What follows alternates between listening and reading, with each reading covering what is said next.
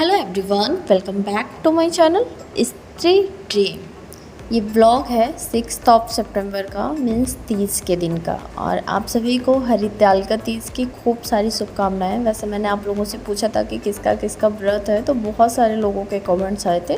वैसे स्पेशली ये यूपी बिहार में ही किया जाता है, क्योंकि राजस्थान साइड मतलब पश्चिम साइड में जो हरियाली तीज होती है सावन में पड़ती है, तो तभी हो जाती है वो हरियाली तीज। बट हमारे यहाँ हरितालिका तीज होती है, जो सावन के बाद भादों वाला महीना आता है, उसमें जो तीज पड़ती है।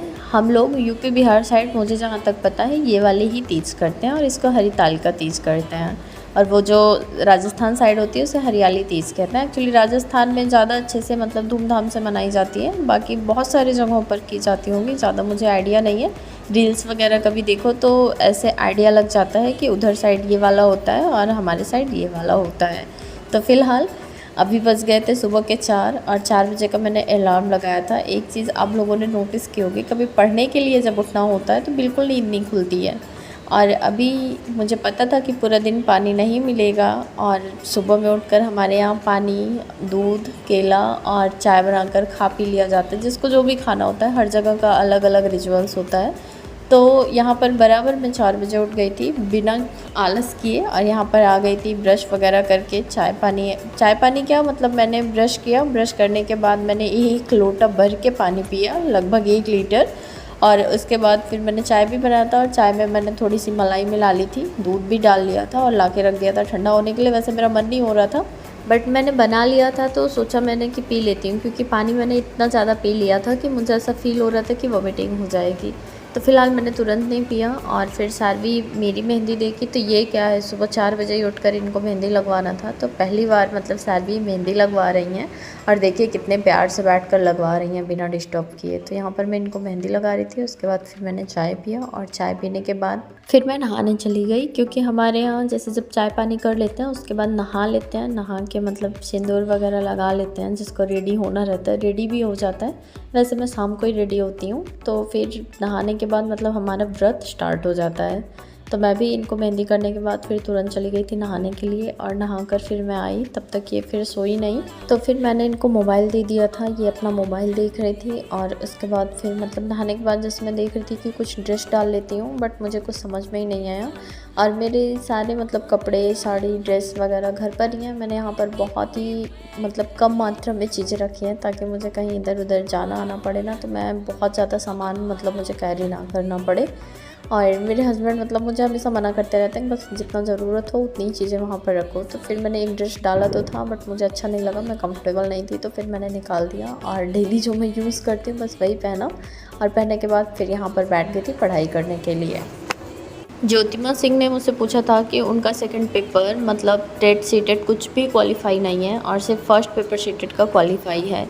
लेकिन मैंने बीएड कर रखा है और अभी डीएलएड भी कर रही हूँ, लेकिन अभी फर्स्ट सेमेस्टर का एग्ज़ाम दूँ तो डीएलएड का और सुपर टेट का एग्ज़ाम का भी सुनाई दे रहा है। मुझे यूपी पेट वाला एग्ज़ाम भी देना है, क्या करूँ कैसे करूँ कुछ समझ नहीं आ रहा है, प्लीज़ हेल्प मी दी। तो मैं आपको सजेस्ट करना चाहूँगी कि आप इतना ज़्यादा कंफ्यूज मत होइए।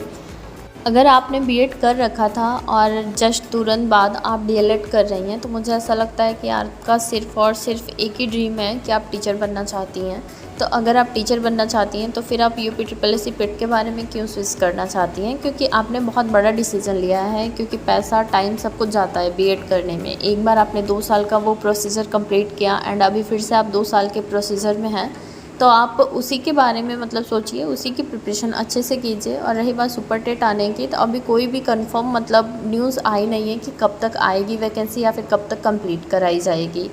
आप मतलब ये सोच के चलिए कि अभी आप जो कर रही हैं उसके बारे में ही आपको मतलब बहुत ज़्यादा ध्यान देने की ज़रूरत है। क्योंकि बीटीसी का मतलब डीएलएड का भी एग्ज़ाम जो होता है ना, वो इतना ईजी नहीं होता है। उसमें बहुत सारे मैथ्स वगैरह आते हैं, मोस्टली बैक डीएलएड में ही लगते हैं, बीएड तो क्वालिफाई हो जाता है।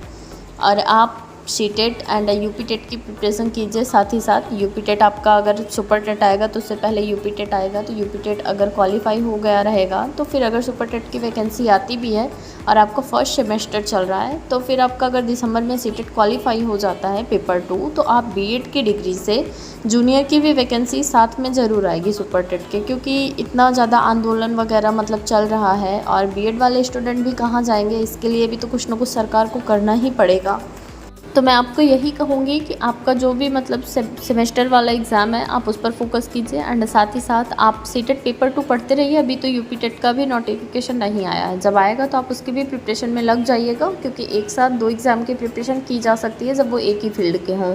तो आपका अगर सीटेट दिसंबर में क्वालिफाई हो जाता है, वैकेंसी इतने जल्दी नहीं आएगी और आयत भी जाती है तो इतने जल्दी मतलब क्लियर नहीं हो जाएगी, तब तक आपको बीएड की डिग्री के साथ टाइम ज़रूर मिलेगा, मुझे ऐसा लगता है। और बाकी आप अभी अगर टीचिंग में हैं, आपने बीएड किया, फिर उसके बाद सीटेट का एग्ज़ाम दी, फर्स्ट पेपर निकल गया है और अभी आप डीएलएड कर रही हैं और आप सोच रही हैं फिर मैं यूपी ट्रिपल एस सी पेट का एग्ज़ाम दूंगी, तो फिर आप इतना अगर कंफ्यूज रहेंगी और इतनी सारी चीज़ों पर पैर रखेंगी तो मुझे ऐसा लगता है कि शायद आपके लिए ये आगे चलकर प्रॉब्लम क्रिएट कर देगा।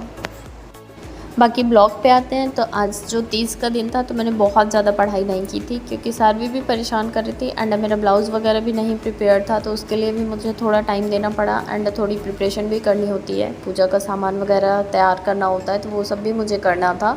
और मैं बहुत ज़्यादा रेडी नहीं हुई थी क्योंकि मेरा सारा सामान घर पर ही था, यहाँ पर बस मैं जो अपना मतलब ज्वेलरी वगैरह पहनती हूँ बस उतना ही पहन रखा था और मुझे बहुत ज़्यादा ना सजने का मन भी नहीं करता है कि मैं बहुत ज़्यादा सजूँ संवरूँ, तो इसलिए बस नॉर्मली मैं रेडी हुई थी, मैंने साड़ी पहन लिया था और वही जो श्रृंगार वगैरह किया जाता है बस उतना ही कर लिया था। और ऐसा शाम को पता चला मेरी यूट्यूब के फ्रेंड के ही थ्रू कि 3 बजे तक ही पूजा कर लेनी थी, तो दोपहर में ही मतलब 2 बजे के आसपास मुझे मंदिर जाना पड़ा और मंदिर गई मैं। मंदिर थोड़ा दूर है यहाँ से, जैसा कि आप लोगों को पता ही है कि मैं थोड़ा गली में अंदर रहती हूँ, तो मैं बहुत ज़्यादा थक गई थी और फिर सारवी भी बहुत ज़्यादा परेशान कर रही थी। नम्रता का बहुत ज़्यादा मतलब हेल्प मिला कि वो मुझे इतना सपोर्ट किया। उस दिन साड़ी वगैरह भी लेना था तो उसी की वजह से मैं ले पाई थी और आज मेरी पूजा भी उसी की वजह से कंप्लीट हो पाई अच्छे से।